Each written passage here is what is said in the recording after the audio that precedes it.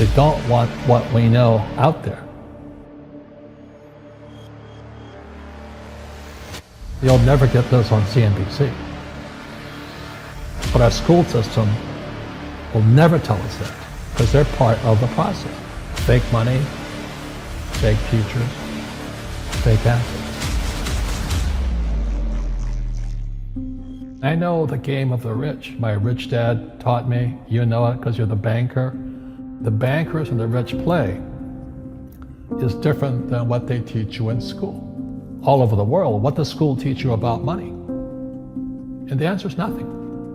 And that's not a mistake. That's not an accident. I knew that. Most people know that. The way to keep the poor and middle class working hard is never teach them what the rich know. So if you read Rich Dad, Poor Dad, which came out in 1997, it's what the rich teach their kids about money, the poor and middle class do not. Poverty hurts. I mean, I don't like it. And I don't like that our academic system's so corrupt. You know, we know the banking system's corrupt. We know politics is corrupt. But academics is just as corrupt.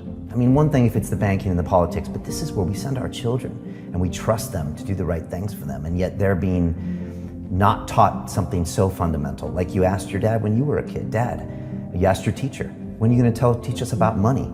And it was just never. Well, never. And they'll never will. You know something. What do you know? Share it. What is financial education? It's not get a job, work hard, save money, and invest in a well-diversified portfolio, stocks, bonds, mutual funds, and ETFs. The financial industry is two things, debt and taxes. In 1971, Nixon took the dollar off the gold standard, and the US dollar became debt. And we still tell kids to go to school, get a job, work hard, save money, and get out of debt. Now, who tells them to do that? That's the most ridiculous thing there is.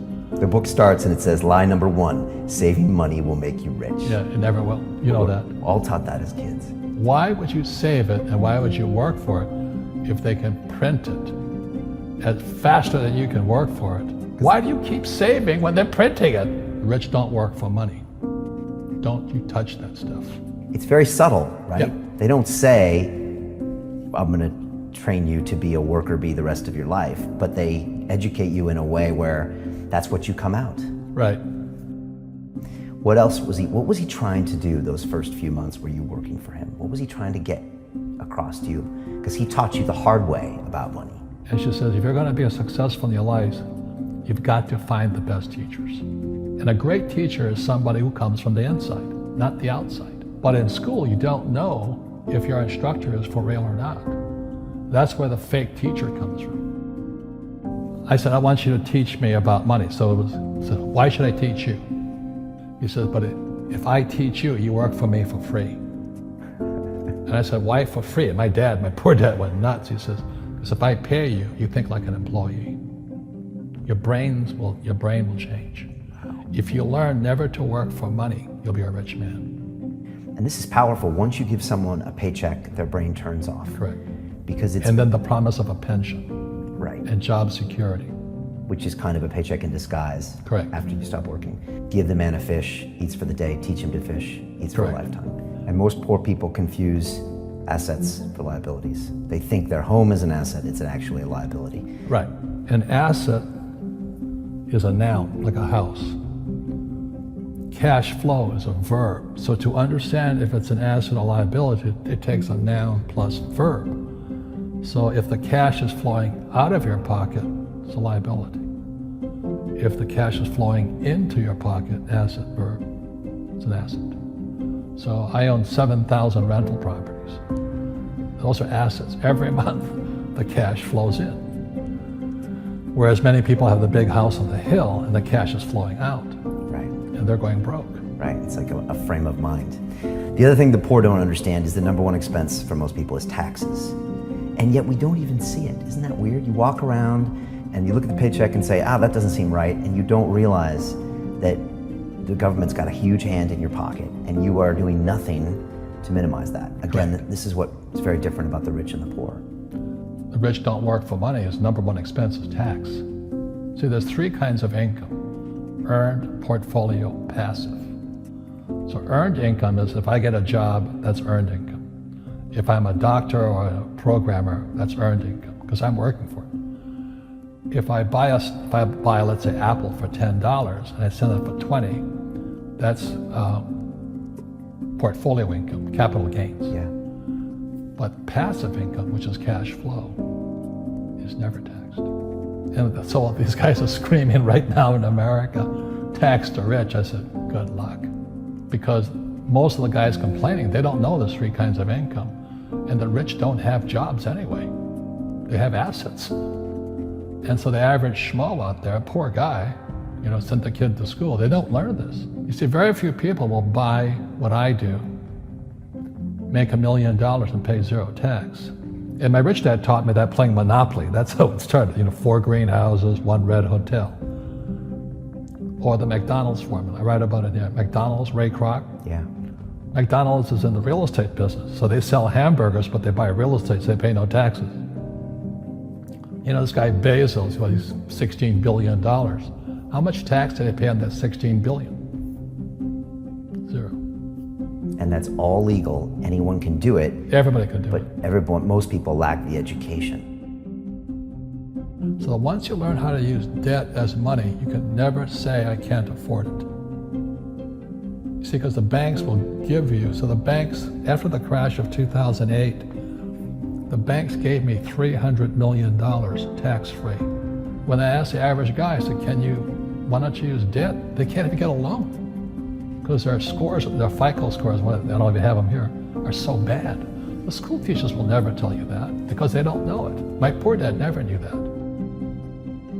You don't know if something is an asset or a liability until you can say which way the cash flows.